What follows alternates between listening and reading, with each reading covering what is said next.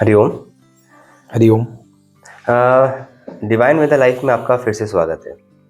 आज मेरे साथ हैं आचार्य संदीप उपमन्यु जी। जैसा कि आपको पता है कि मेरे कुछ लास्ट वीडियोस में मैंने एक चर्चा की थी आपसे कि जैसे आप किसी रास्ते में जा रहे हैं, मार्ग में जा रहे हैं और रास्ते में बहुत बड़ा गड्ढा है, बहुत बड़ा गड्ढा है। उस गड्ढे को भरे बिना आप वो मार्ग पार नहीं कर सकते हैं।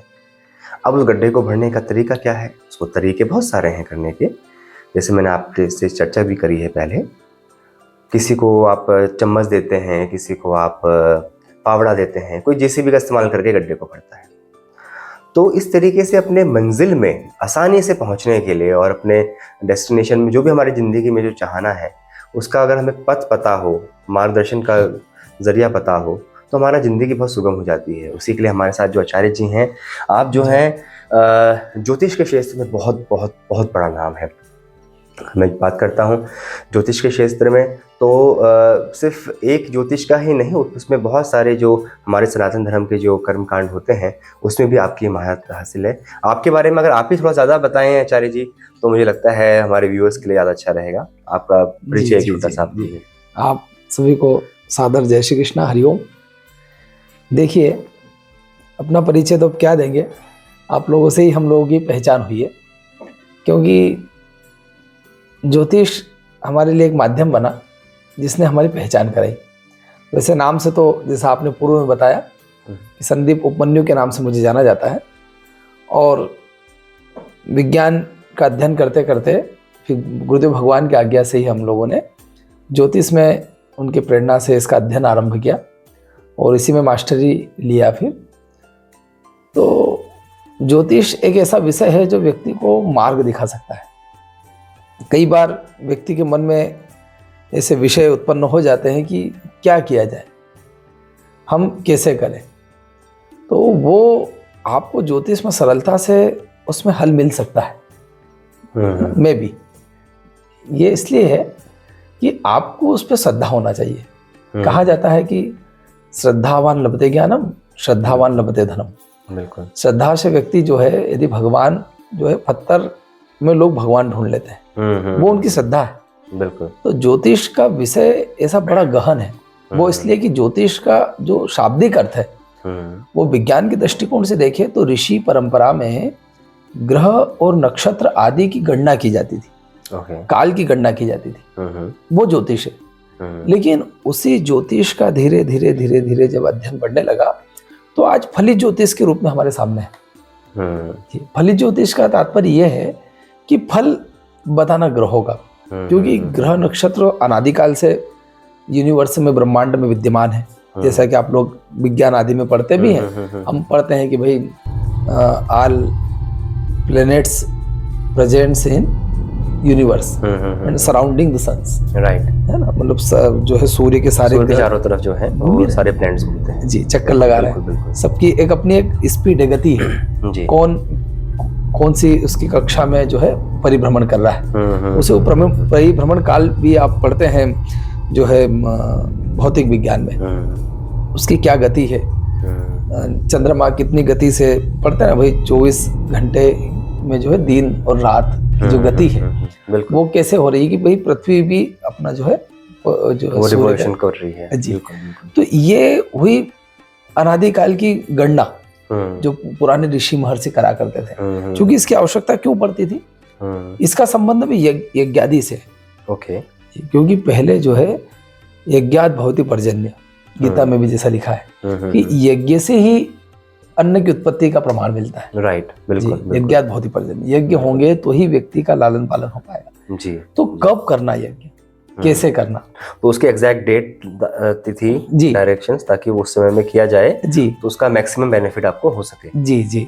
ये गणित जो है, मैथमेटिक्स, ये भी ऋषियों के द्वारा प्रदत्त है हम लोगों को। आज जो पंचांग जिसको कहा जाता है, तिथि ग्रह नक्षत्र मुहूर्त आदि, यही ज्योतिष है।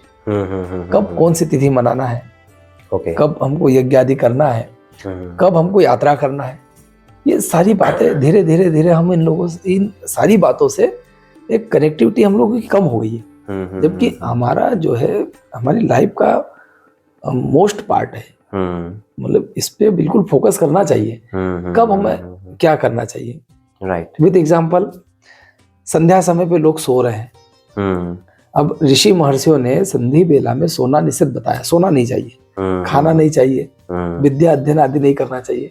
अब उसका देखिए ना, संधि काल है, वही ज्योतिष काल आ गया, समय आ गया, वह रात आ रही है, दिन जा रहा है, वह संधि बेला है। ज्योतिष का तात्पर्य यह है कैसे जिया जाए, मतलब it gives you a road map या कि आप किस तरीके से अपने जीवन को जिएं। जी मतलब कह सकते हैं कि हम लोगों ने जैसे अपना पहला वीडियो जब हमने बनाया था तो हमने मैनुअल की बात करी थी, तो ज्योतिष भी एक तरीके से एक मैनुअल है लाइफ को, सीधी सी बात है, शास्त्र है जी। देखिए ना, आप डिप्रेशन में जा रहे हैं, आप काल की गणना करें, देखें यदि पंचांग तिथि ग्रह मुहूर्त नक्षत्र आदि के अनुसार यदि आपको राहु की दशा चल रही है ग्रहों में, तो उस दशा में यदि वह कहीं ना कहीं मार्केस है, कुंडली में कैसे ऐसे भाग पर बैठे हैं जो आपको स्ट्रेस दे रहे हैं, उस महादशा में 100% आप स्ट्रेस बन जाएगा। दाम्पत्य जीवन वाले भाग में कुंडली का, चूंकि कुंडली में जो है 12 भाग होते हैं, वो 12 भाग रिस्पॉन्सिबल होते हैं अलग अलग पार्ट में आपकी लाइफ के, कि भाई आपका शरीर कैसा रहेगा, तन स्थान कैसा रहेगा, आपका भाग्य कैसा रहेगा, आपका कर्म क्या रहेगा, कैसा रहेगा, आपका लाइफ पार्टनर कैसा रहेगा, आपके संतान की क्या स्थिति है, संतान आपको कैसा सुख देगी, बहुत सारी बातें हैं। अब आपको किसी एक पार्ट के बारे में बड़ा स्ट्रेस बन रहा है, बच्चे पढ़ नहीं पा रहे हैं, बच्चे के प्रति आप बहुत डेडिकेट है लेकिन उससे रिस्पॉन्स मिल नहीं पा रहा है, तो उस स्थिति में क्या करेंगे, वो आपका स्ट्रेस का कारण बन गया। वहां देखा जाएगा कि उस बालक के लिए आपकी कुंडली में क्या स्थिति बन रही है। थोड़ा डिपेंड करता है बालक की कुंडली में क्या स्थिति है। कई बार देखते हैं ना कि भाई विवाह हुआ, शादी हुआ, 1 2 3 साल तो बहुत अच्छे से रहे और अचानक से वाद विवाद तूफान सा आ गया लाइफ में, और पता लगते लगते डिवोर्स तक बात चली जाती है। क्योंकि डिवोर्स, तलाक जैसा शब्द हमारा हिंदू संस्कृति का नहीं है ही नहीं, हमारे शब्द उसमें शब्दावली में नहीं है ही नहीं। लेकिन देखिए आप तलाक की संख्या देखिए, चलते चलते जो है तलाक हो रहे हैं, तो वो कुंडली है, वो फलित है ज्योतिष है, वो बताते हैं कि भाई हमको कब, कहाँ, कैसे, क्या करना है, किस स्थिति में करना है। वैसे तो ज्योतिष पे बोलने के लिए बहुत है, सागर है ना, क्योंकि लिखा भी है ज्योतिष शास्त्र। जैसे आप ज्योतिष शास्त्र के अंदर में आप किन किन तरीकों से, मैंने सुना है कि आप बहुत सारे तरीकों से आप करते हैं, ज्योतिष की गणना करते हैं, वो बताते हैं। बहुत सारे लोगों का तो कैसा है कि लोगों को ना अपनी तिथि पता, ना डेट पता, तो उन लोगों के लिए हमारे पास क्या चीजें हैं आपके पास? देखिए, बड़ा सुंदर प्रश्न है आपका, कि इसमें ज्योतिष के अंग उपांग है, अलग अलग पार्ट है, ज्योतिष अकेला नहीं है ना। तो उसमें अब किसी का डेट ऑफ बर्थ नहीं है, एग्जैक्ट टाइम नहीं है, उस स्थिति में हम लोग क्या करते हैं कि पामेस्ट्री जो होता है, हस्तरेखा, ये भी ऋषि कल्पना है। ऋषियों ने पामेस्ट्री, पामोलॉजी पर बहुत कुछ लिखा है, और उसका फलित है। एक अंग फड़कन होता है, जो मैं आपसे बात कर नहीं पाया। देखिए, अंग फड़कन भी बहुत अच्छा विषय होता है, जब बात होती है तो आ जाता है। जी जी जी जी। आपने भगवान श्री राम की स्तुति में पढ़ा होगा, माँ भगवती सीता जब राम जी को देखने लगी वाटिका में, तो बाम अंग फड़कन लगे, बाम अंग फड़कन लगे, ऐसा आता है राम जी की स्तुति में। तो वहां लिखा है तुलसीदास जी ने, भाई माँ सीता ने, भगवती ने जैसे राम जी को देखा तो उनके बाम अंग उल्टे अंग फड़कने लगे। तो वो भी एक विषय है कि स्त्री के जब बाम अंग फड़क रहे हैं तो शुभ है, और उसका जब दाया अंग, राइट पार्ट्स फड़क रहे तो कहीं ना कहीं शुभ है। तो वैसे ही पामेस्ट्री है। एक सामुद्रिक शास्त्र होता है। सामुद्रिक शास्त्र में क्या होता है कि शरीर का आपका हिस्सा, बनावट, जैसे पहले माताएं जब लड़की देखने जाती थी अपने लड़के के लिए, वर वधू के लिए, तो वधू को देख करके पता लगा लिया जाता था, अच्छा, उसके चलने मात्र से, कि ये लक्ष्मीवान रहेगी, कैसा, वो सामुद्रिक शास्त्र, ऋषि परंपरा है। आपकी फेस रीडिंग से, आपकी मस्तिष्क रेखा से, ये एक विषय है। एक न्यूमरोलॉजी करके, अंक गणित जिसको कहा जाता है, ये सारे विषय हैं। व्यक्ति अपना उसमें वर्तमान, देखिए मैंने आपको पूर्व में भी कहा कि ये डिपेंड करता है आपके बिहेवियर पर कि आप कितना विश्वास रख पा रहे हैं इस चीज पे। जी, बिल्कुल। क्योंकि ये गुरु परंपरा है है ना। व्यक्ति ने मनमुखी नहीं होना चाहिए, गुरुमुखी होना चाहिए, गुरुमुखी होना चाहिए, गुरु आज्ञा में जीवन जीना चाहिए। तो अभी जब आपको गुरु नहीं मिल पा रहे हैं तब तक शास्त्र ही आपके गुरु है, स्वाध्याय ही आपका गुरु है, बिल्कुल, ज्योतिष शास्त्र आपका गुरु है। ये धीरे धीरे धीरे धीरे धीरे जब आप तनाव मुक्त हो जाएंगे तब आपको एक ऐसा समय आएगा कि किसी महापुरुष के दर्शन हो जाएंगे। ये सीढ़ियां हैं। बिल्कुल बिल्कुल। तो ज्योतिष शास्त्र में यदि किसी को कोई समस्या हो तो उसके लिए बहुत सारे हमारे पास मार्ग हैं, क्योंकि विषय बहुत बड़ा है। हम आपसे और भी चर्चा करते रहेंगे, ऐसा नहीं है। तो जैसे कि आपने बताया कि आप ज्योतिष में बहुत तरीके से तो आप लोगों को बता ही रहे हैं जी। और एट द सेम टाइम जो है आपने बताया कि आपने बहुत सारे कर्मकांडों के बारे में बताया। हाँ, तो जैसे कि कभी कोई ज्योतिष में कोई कभी कुछ होता है कि भैया इसकी पूजा करानी चाहिए, ये चीज कराना चाहिए, वो सब भी हम लोग अपने आश्रम में करते हैं जी। देखिए, ज्योतिष शास्त्र और कर्मकांड एक दूसरे के पूरक है। ओके जी। कैसे कि मान लो आपकी कुंडली में कोई ग्रह ऐसे हैं जो आपको आपके बल को कम कर रहे हैं, या आप जिस क्षेत्र में काम करना चाह रहे हैं उस क्षेत्र में आपको वो ग्रह सहयोग नहीं कर पा रहे हैं।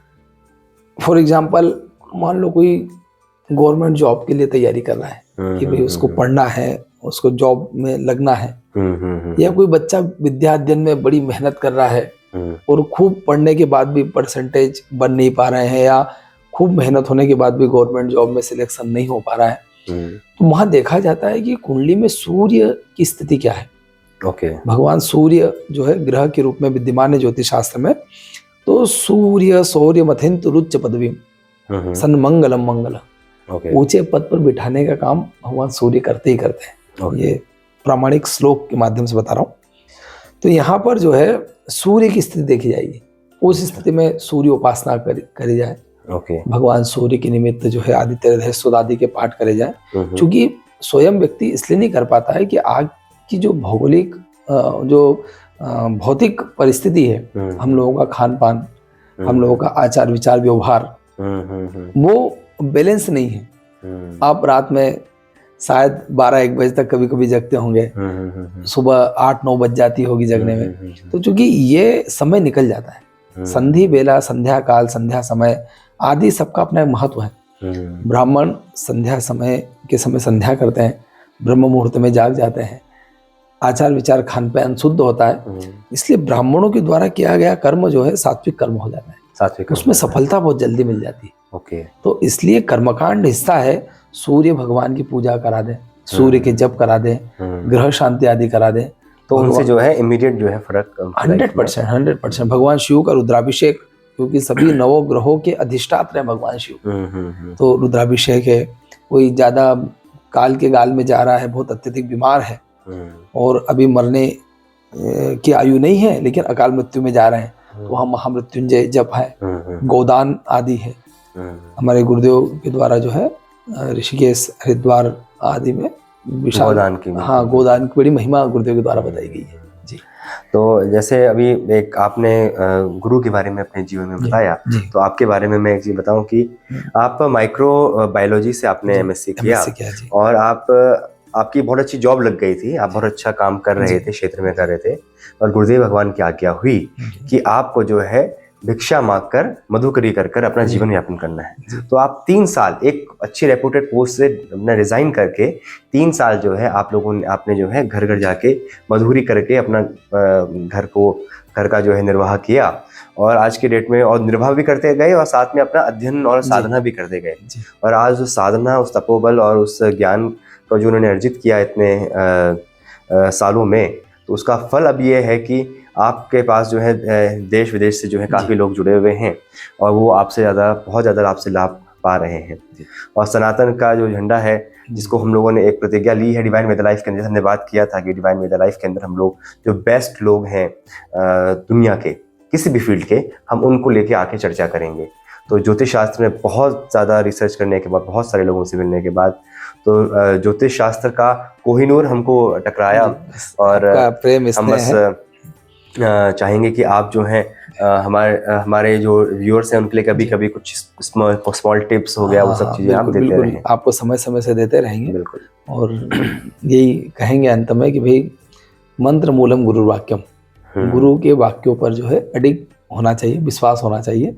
जैसा आपने कहा, एमएससी के बाद जो है मैंने एमए ज्योतिष शास्त्र में किया, पीएचडी मेरा भी रनिंग है, अरे वाह, प्रयास चल रहा है कि उसमें और सफलता, अध्ययन तो करते ही रहना चाहिए। तो गुरुदेव की महिमा है। और ज्योतिष शास्त्र मैंने पूर्व में कहा ना भैया कि वो सागर है, समुद्र है, लेकिन जिस पर गुरु कृपा हो गई उसकी वाणी सिद्ध हो जाती है, वही फलित ज्योतिष है। अभी हम काल की गणना जो होती है ना, उस ज्योतिष की तो बात ही नहीं कर रहे हैं। जो मैथमेटिकल पूरा ज्योतिष है, सामान्य हम लोगों की चर्चा हुई।